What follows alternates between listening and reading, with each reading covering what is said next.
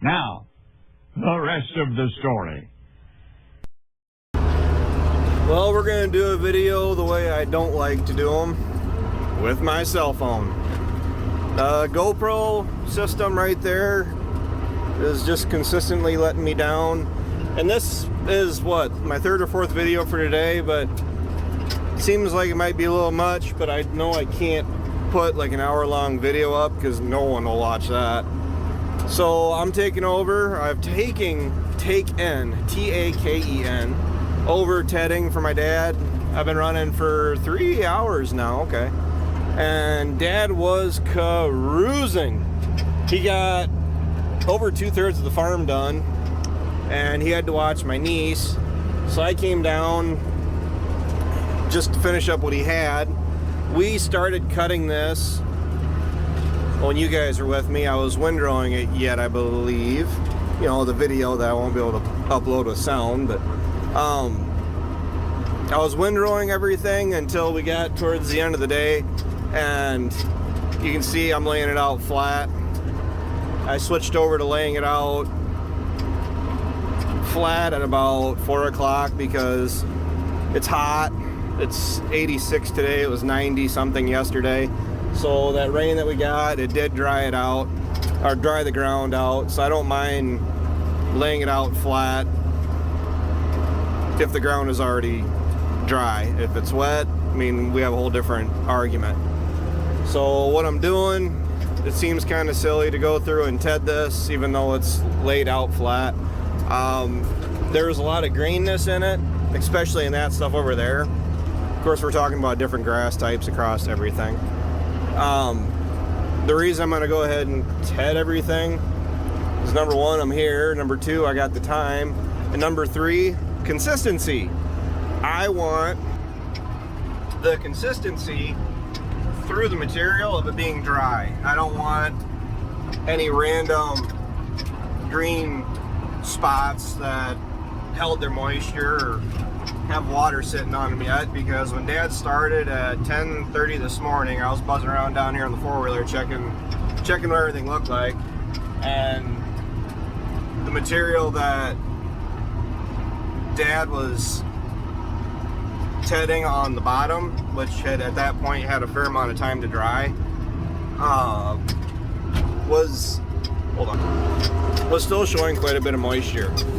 And here you start talking about some of the hills we have down here. They're not a lot, but the few that we have make note. They definitely let you know that they're there. And this is probably the lazy man's way of making this, but I go through off that side of the waterway and just cut right through it. It's simpler. I like straight back and forth as much as possible. I mean, otherwise, the first year I was down here, you know, young and not very bright and being overly cautious about everything, I would go through and cut around the top of the waterway, and then I would cut this separately down in here, and I'm just gonna chalk that up to older and wiser, more comfortable with the machines that I'm using. I've been down here long enough that I know what the 76 can handle. That's a big part of it right there, is I know that the tractor's limits as far as how far I really want to tip it over, or not tip it over, but, you know, lean it over to each side. And it's first cut, so that's a given. There's a lot of material going through here. I'm trying not to run the teeth into the ground. I don't really have to. Even being laid out flat, there's an awful lot of material here. So I'm able to scoop it up, toss it out back, fluff it out. I mean, remember that coon mower we had? Where last fall it was really noticeable because we didn't have the shields in it, and Ryan was just laying it out completely flat the whole length of the mower. For third cut, when everything was dry, that really helped because I wasn't worried about sunlight hitting the ground, and tedding it really wasn't that necessary. And it also made a flat mat of material. Early spring, we don't tend to like that. When we're trying to get our ground dried out, we can put crops in the ground. But when it comes to trying to get hay dried out, especially when, even though it was fertilized and everything, and I can't trash talk it too much because we still got 220 bales off this last year for third cut. So I mean, that's nothing to really complain about. But it was still able to dry for the most part, being laid out like that. I don't mind tedding, I really don't. My biggest complaint about it is you go through teeth. Now, going through teeth is, one, a hazard for, you know, obstacles in the field. Two, the big issue I don't like about it is those stinking things were expensive. Going through the local dealer, went online and found them on Herschel Parts. That's right, our sponsor Herschel's got a parts website named after him, I guess. And not even half the price less. It's not even half the price of buying them through a local implement. So they're off brand, they're not the brand name, but they work just as good and maybe a little bit better than the brand ones. So I don't know, it's one of those things that I factor into operating, is buying teeth. I'm the only one that teds.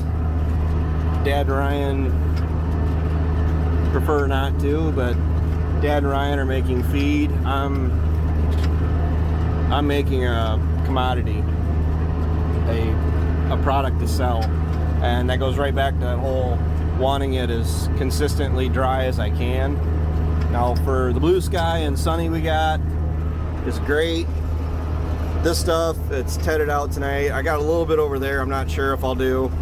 But this, I don't have much left here. From here to the tip of my finger. And it's all the straight back and forth stuff. All the tedious tedding is done. And when it comes to cutting hay, I like cutting hay, don't get me wrong. I like doing most field work, to be honest with you. But when it comes to cutting hay, by the time you've run for 14 hours and you're only taking 11 feet at a time. So I'm doing 2 passes with the tedder that it took me, 1 pass with the tedder that it took 2 passes with the mower.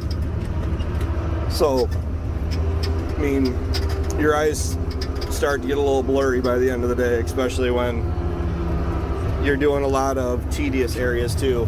Which those tedious areas is also plays into why I cut this right straight through. And going through and tedding like this, it means that Dad, I don't know if Dad will be raking this. It'll probably be Ryan on Monday. Or me. I don't know. When it's tedded out, you don't have to follow the mower path anymore. Pretty much as the rake operator, you can make your own lanes. Which, to me, I think is kind of nice. I mean, I thought so.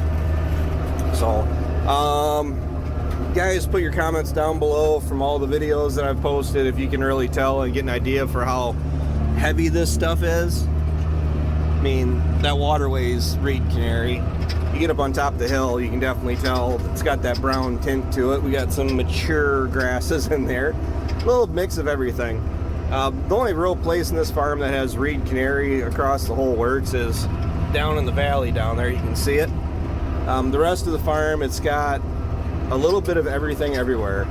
This farm is different than the pasture there, but the pasture and this farm are different than that pasture. And then all of this stuff is different than the bench ground over there. So I try to, when I bale it, I do try to make sure that all the hay material, I'm remembering what hay comes from what field, so when I sell it, I'm staying consistent and I'm not just selling mixed loads of hay. I mean, as long as it's worth something, right? I mean, I hope so. I haven't sold any hay yet this year of new crop. And you can see how the tedder's floofing it out really nice. I mean, I'm not really, other than teeth, a little bit of fuel, tedding is probably one of the cheaper inputs I could do for this crop. I don't run that fast typically. I try to run it 1500, but I'm being distracted by, you know, trying to carry a conversation with myself. I don't typically run mechanical front wheel drive. As far as this guy goes, I am going to have acid, hay preservative, however you want to say it, on the 566 when we come down here. And for a guaranteed fact, we're going to have both balers down here, of course. But when it comes to baling, I'm going to do the headland, the outside round, maybe two with the 566. That's what we did last fall when we had that other baler that didn't have preservative on it. The reason I say that is because on your headlands, up here isn't that big of a deal, right? Okay, now gander over there, and down there, and over there. That's actually one of the better parts of this field, to be honest. It goes back in around those trees, which that area's already done. And then looking back up across this field with the hay being cut and tedded, whatever, or even with the hay standing, that is one of the prettier parts of the farm. And then looking up across here, it's stupid stinking beautiful down here right now. Green trees, blue sky, hay is drying out on the ground. I'm absolutely loving it.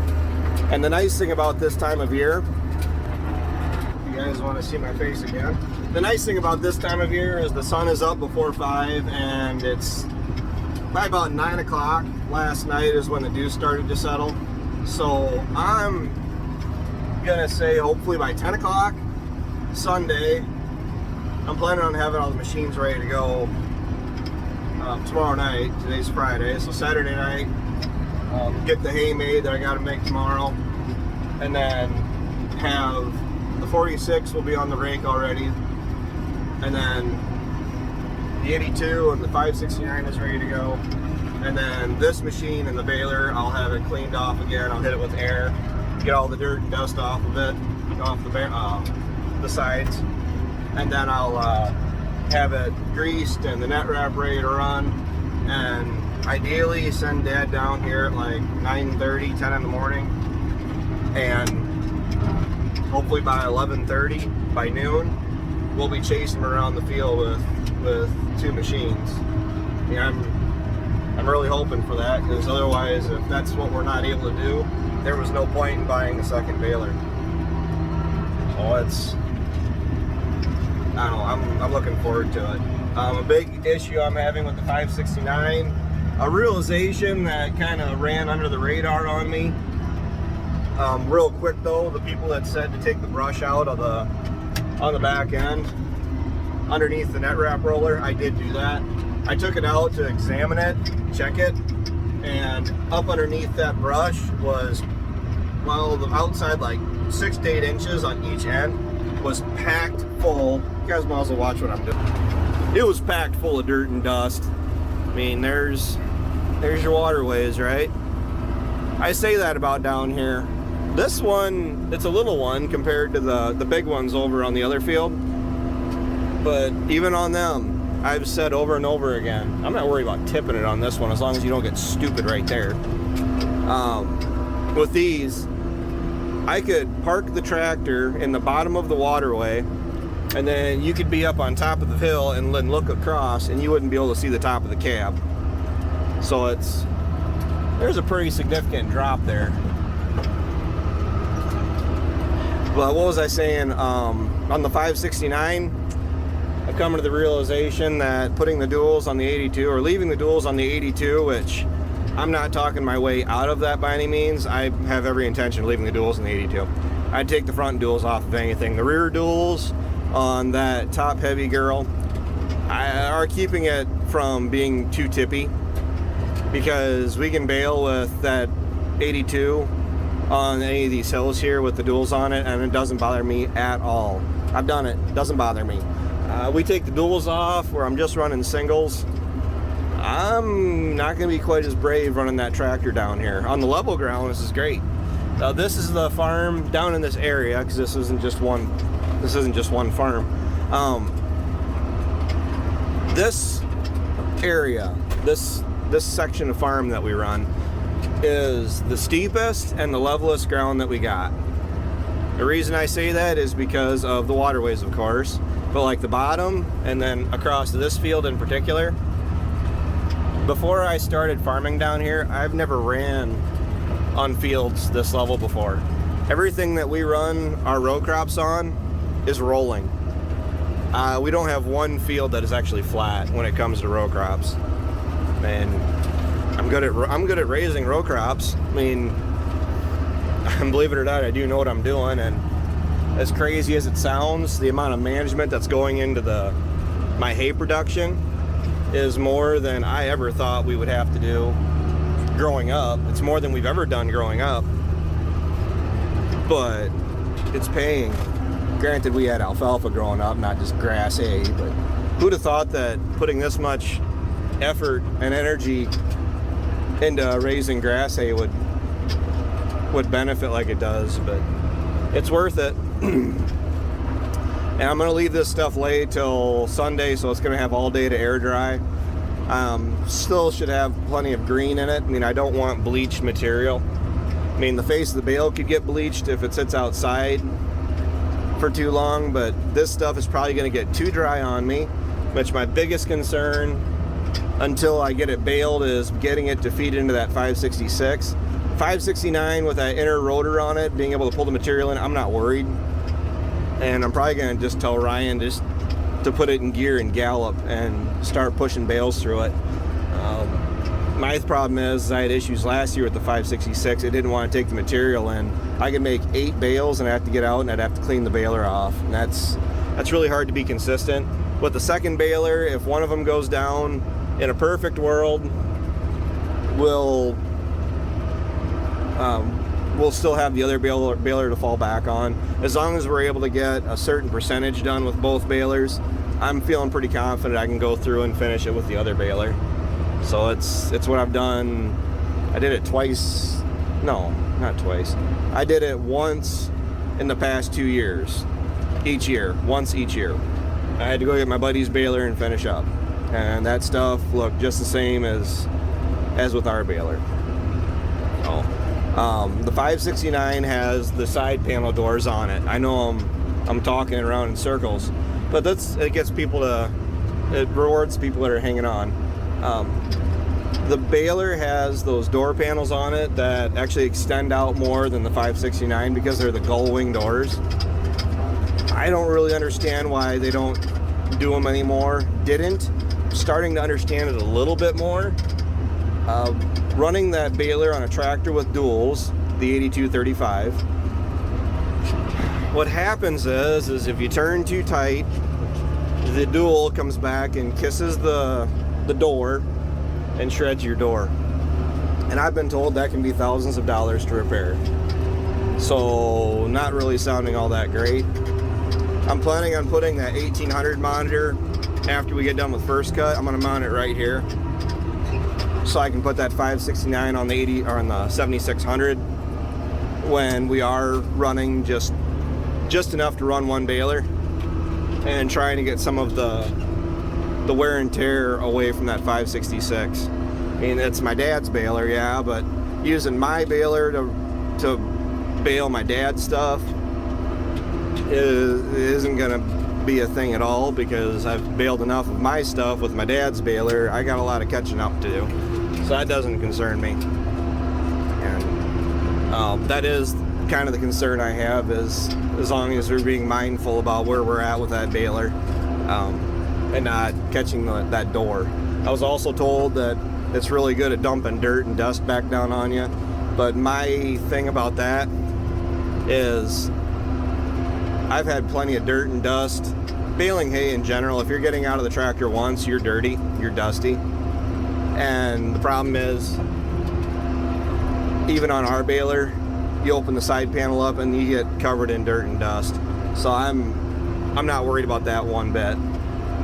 So it's just part of the game if you're gonna make hay. It's gonna be dirty, it's gonna be dusty, it's gonna be 90-something degrees out when I'm trying to make it, so it's gonna be hot. But guess what? No pain, no gain. And the farther we get away from cutting it, the less stress I get.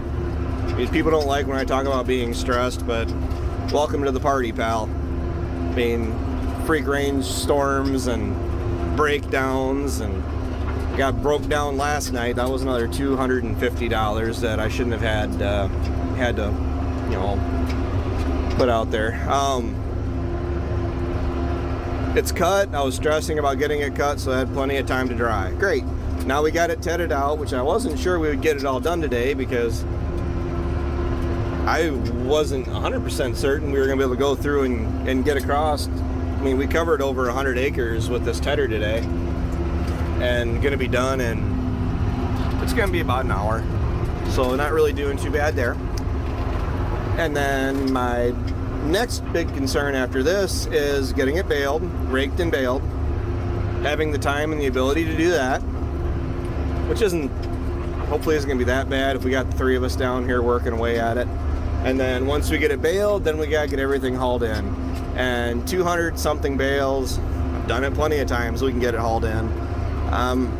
Wouldn't be surprised if we don't push 300 pretty hard. I'm not saying we're gonna hit 300, but when I say push 300 bales, I'm thinking 250, 300 is within the realm of possibility, which is kind of what I need, isn't it?